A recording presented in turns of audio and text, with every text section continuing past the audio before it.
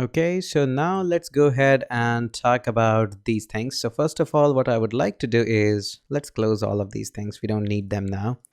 And we'll keep this guy. We don't need the random, this guy. We don't need this as well. This as well.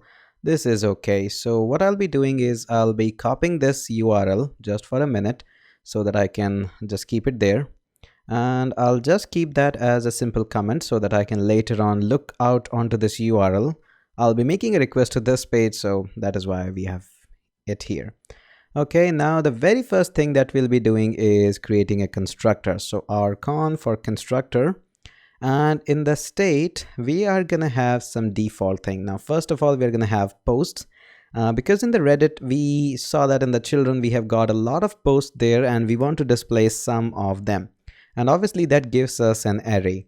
Okay, that is one thing. And we want to use some default subreddit as well. Like for example, here you can see the subreddit default is being used as a space. You can write technology there, or you can just create an input box there which replaces the space with technology or whatever the user types in.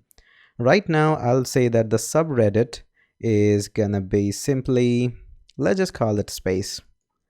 Okay, I'm pretty excited about the space stuff. Okay, makes sense in here. And what we'll be doing in here is let's just call another component method there.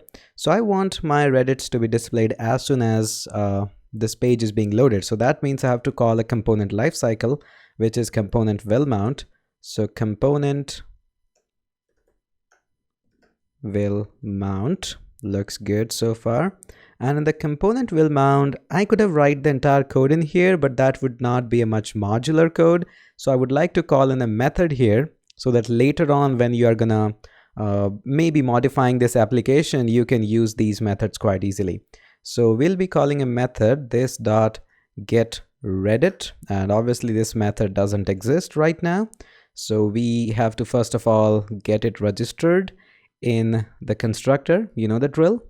And this is going to be simply this dot get Reddit equals this dot get Reddit dot bind. This looks good. Now it's a good time to write the definition, otherwise it's gonna complain to us. Yep, it's complaining. Now I'll write in here just above the constructor, and we are gonna say not this dot get Reddit, we are gonna say get Reddit. And here we'll be using our axios, okay, to make a request.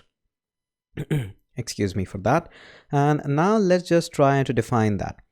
Okay, so let's just call. Now making a request is pretty easy. And again, all of this is coming up from the documentation in itself. So if I go on to the axios there and look out for the axios, you will see that everything is mentioned in the documentation and everybody learns from there. So there are a lot of things, test and trial and all of these methods, but you don't have to look into the documentation. I'm here to explain everything to you. So we're going to use a dot get method. Yes, there are others as well, like post and everything. And we're going to use dot get method. Now, also, some of you might be complaining that, hey, you haven't discussed about the backtick method. So far, you has been using the old style of using the double quotes. And if you are not aware of, there is a backtick available as well in the React, or in fact in modern ES6. And here what you can do is you can just paste everything in here. So let's just paste from HTTP to Reddit/r this. Let's copy this guy and I'll paste in here. And now whatever the subreddit is, like for example, I want my subreddit to come up from this dot state dot sub r. So how I can do that? Now in the backtick, the good thing is I can just use a different syntax. Again, it's a curly braces syntax, but just before the curly braces, I have to use a $sign. And there we go. We can use the variable now. So this dot state dot and sub r for subreddit and dot JSON. Now I find this approach quite easy because I can just write everything inside the backtick. I don't have to use the plus again. Again, it's a matter of choice. You can just go with that. Now, obviously, this gives us a promise, and you have learned quite a lot about the promises in the firebase. So this is going to be good. So I'll hit a line break there, and we get a then, and we get a catch there. Now in the then we get a response. I'll just write a short of res for the response, and in the response I'll be using a callback there. There we go. This is where I'll be using a callback. I'll be closing it in here, and I'll leave a simple assignment of writing a catch for that, just like in the Firebase, catch the error and throw it there. Okay, and now we'll use a constant there that will be posts, and obviously you got that right. We are gonna just set the state of this post later on with this variable. Okay, now what we are doing is your res.data, this things gets you at the position in here. So this dot data you get till here, this object, whatever it comes up in, and obviously always the JSON is going to throw up a simple object to you. So this dot data gets you in here. Now in that there is another thing known as data. Now this is just a coincidence that it is saying data. It could have said things like something like results, or maybe random, or maybe iPhone, whatever it could have called. So look out in here, whatever it's saying. So we are saying res.data. After that we want to go into data, which is again an object, and inside that we want to go in the children. Now children is an array. Okay, so this dot data dot children, there we go, type it correctly, not like me. And we are going to use a dot map because we want to iterate over it. Okay, now what we'll be doing in this is we'll be creating simply an object there, and object is going to have simply a map dot, or simply like object dot data. Now obviously right now I'm just using one key there. I should be using the two keys there, one for just being passed on there. We'll fix that later on. Right now it's just completely okay. I know I'm just skipping a best practice there, but bear with me for a moment. I don't want to get into the complications here. Now we have already studied quite a lot about the map object, so that is why I'm skipping it. Okay, and we can later on simply do a this dot set state, and we want to set the state of posts. And this time I'm not going to write post colon post because I have told it quite a number of times that this is smart enough to know that I have to replace this with this post. Okay, that is good. So we have got a getReddit method, and it is going to be called up every time the component will load. Now obviously this is doing everything for us, but one thing is still remaining, which is we haven't done anything inside the render method, so it's not going to display anything in here. And so far we are expecting no errors, so okay, looks good, no error at all. And we are gonna do some things in here. So let's just get first of all an h1 there, close the h1, and there we go, looks good.